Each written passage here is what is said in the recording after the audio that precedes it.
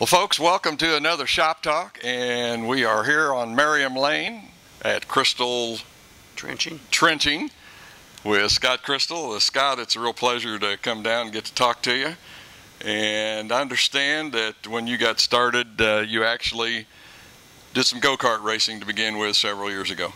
Yeah, did 2 years of it, I think. I raced with it, got in go-karts, had a lot of fun with it, and then kids got into sports and got away from racing altogether. Raced 2 years with that and had a lot of fun, had a lot of success at it. Yeah. Do you race around here locally, Liberty, or? You know, I didn't, asphalt wasn't, I didn't do too good at asphalt, but we ran it up in Topeka, most of it. Oh, okay. We had a little track up there, we ran there, and a little bit down at, in Tulsa and up in Iowa. We chased a few shows, but mostly locally stuff. Yeah.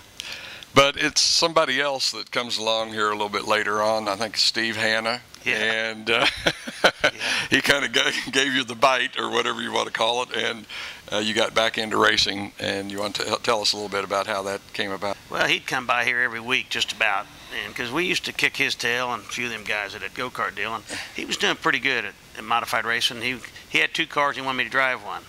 And he'd come by and I'd turn him down, and he would go to parades and show them, and he kept his cars nice. And one Friday he'd come by and I took him up on it. Yeah. And went out and had a lot of fun, raced his car for several weeks, and then I hit the wall up at Midget and about destroyed it, and I felt terrible about that, and fixed the car for him, and we raced it again after that. But realized then I need to buy my own car. And he gave me a good opportunity to drive and had a lot of fun with him. But I had the bug then. I needed to get going. But there again, though, you're 44 years old when you come back into racing and get started. Of course, you're probably your kids had grown up. Pretty much grown, yeah. And so you had the opportunity to come back out and do it. But, man, that's pretty late to start, 44. And then to top that off, you jump right into the modified class, which, you know, isn't exactly like working your way up through some of the smaller classes and kind of easing your way into it. Yeah, that probably wasn't the smartest thing to do, but we've had a lot of fun with it. I mean, then we didn't know any better. Troy, who helps me in my modified still, and he races a B-mod with us, he raced go-karts with me. And when I called him to ask him to help me on the modified, he jumped right in. Been with me since day one. Another friend, Howard Clark. Got 2 guys, and my father-in-law at the time, John Carter, helped us, and them 3 guys have stayed with me basically the whole 10 years or 9 years it's been that I've been racing, and that's all we ever done modified. I didn't know how to put the seat belts on. They had shown me how to do the whole works, but it's been a lot of fun. Been an experience. It's nice to have a group of people that you can get around you like that after a while, I think you develop a trust and, like you say, a relationship with, and helps the driver, I think, to be at ease. You bet. Well, it's just hard to find loyalty in anything. Not like we're Mario Andretti. You know, we've had our ups and downs, and it's tough. It's a tough sport. Yeah. And but they've stayed with me, and we've had some good sponsors over the years, and I think they see us having fun. You know, there might be guys a little faster. Not many of them have more fun than we do. You know? and we can still be competitive on a given night. Yeah, it helps. I love the fun part. Was there someone along in that early part that kind of set an example for you as a driver as well as a racer that you kind of looked up to? Probably the guy that comes to mind would be Terry Bivens. I was a young kid in high school. My father-in-law, like I said at that time, helped him. I got involved. That was back in 1975. Went and helped Terry a few times and looked up to him. I mean, he was very competitive and he's a good racer.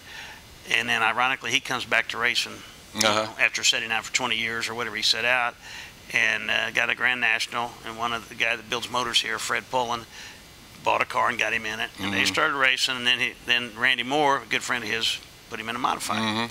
And so I got a chance to race with him, and that was a thrill. And he was getting the hang of it. You know, he was coming back, and for never being in the car, the guy's just got so much natural raw talent. And I wish he could have drove a little longer because he was starting to have fun. But he was an amazing driver back in the day, as everybody says. He was a top dog. I think one of the other things that you told me that impressed me was his work ethic. You said the guy just never quit. It was detail after detail. Yeah, and he's still that way to this day. You know, he comes. We wrecked at Mad a couple years back, and he was racing the Grand National a little bit, and we wrecked, and I think it was just me and Troy there, and I knocked the front end off of it. He was putting a spindle on. I mean, and he's 10 years older than me, and still can wrench with the best of them, and when I have a bad day, he's the first one to send me an email. He comes to the races. If he knows we're racing, he's one of our loyal fans, and he comes, and his wife Claudia, she's a sweetheart. Yeah, she is. She's always without a great. doubt. And they call me, and he knows what it's like to be down. He's been on the top and the bottom, and he don't get too down when he's down or too up when he's up. He knows right. racing. Right. Next thing I kind of want to get into is about the chassis that you run, Skyrocket, of course, and what I like to refer to is there's 3 or 4 of you guys all pit right there together, and I'm going to start calling it Rocket Row. Exactly, yeah. I presume you guys exchange information, but I know this last weekend we were down in Humboldt, and Kelly Shyrock was down there. Shyrock, I always want to say Rock. Shyrock was down there, and you were telling me a little bit about how helpful he is with those chassis. Yeah, him and his partner Eric are both real good. Kelly races so much, so the feedback you get from him is, but his schedule's also tight. But his partner is very knowledgeable, and we've developed a good rapport, which they do with everybody that buys their cars. Even if you buy a secondhand Shyrock car, they're going to give you support and help, and it's not all over the place. They're pretty consistent. They don't tell one guy one thing, somebody else something. They keep you pretty much close to base setup, and if you wander off, they tell you you're getting a little wet. But if you find something, they like you to get outside the box once in a while because it helps them too. Right. But they're very supportive, and we stay. I mean, when we're racing, it's daily contact. I'm not afraid to call. Oh, really? Oh, wow. And we call them from the racetrack if we have a problem. Yeah. While they're racing, they'll take our calls. I mean, yeah, it amazes me how they make the time for us. I want to talk a little bit about your midget racing career. Joe Boyles had that experimental engine that he was running in the midget, and you had the opportunity. Ray. I'm sorry. Yeah, Ray did. Yeah. Thank you for correcting. Yeah. Ray Boyles, and you had the opportunity to jump in there and drive a few races. How did you like that? We loved it. I mean, we wasn't real successful at it because we didn't get to do it very much. We had a couple engine problems that Ray's worked out. We did a little better on the bigger tracks. We went to the Chili Bowl first time I did it. That was an experience, just getting in one of them. Yeah. Never been in one, never drove any kind of sprint car, and go down there with them guys, and you see these guys get up on a wheel. They're amazing drivers. And so we didn't look, the best, but we had a lot of fun, and he invited us back. We got to drive it at Lucas. We run it at I-70, and went back to the Chili Bowl again. Got better every time. The car got better, so we had a lot of fun. And he's still going with it. He got him a young driver in there now that he's working. I think he's going to put him in a sprint car too. So he's still going along. At his age, he does real well. Yeah, I think we got to look forward to next year. What, same old, same old? Probably for us. I mean, I would love to race more, but to the economy, I don't know that we're going to be racing more. Could be racing less. We're going to run the B-Mod a little bit, and Troy's going to run it. And we're just, like I say, if it's fun, we're going to go do it. Yeah. And if we have more fun doing that, we may run it more than we do this. We're going to start out the first week and see how it goes. He'll probably be at Lakeside that opening B-Mod night. And then I'll try to be there opening week. And then we're just going to do it 1 week at a time and see where we can have the most fun. As you progress on in your career, maybe more in the B-Mod than in the A-Mods? I don't have any plans to drive a B-Mod now because I've got the A-Mod cars, I've got the motors.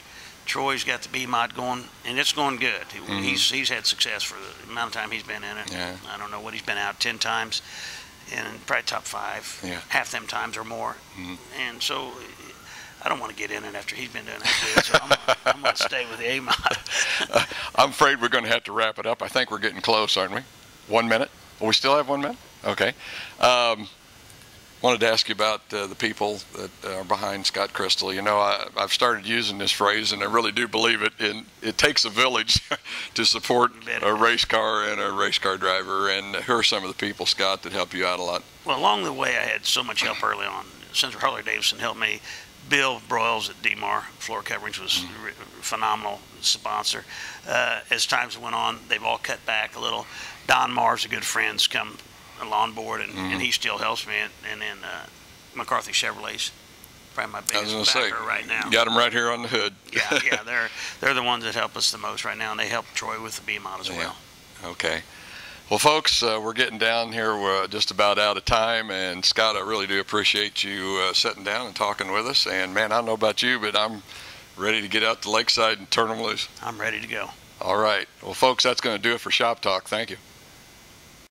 Well, the race is on, and here comes pride at the backstretch.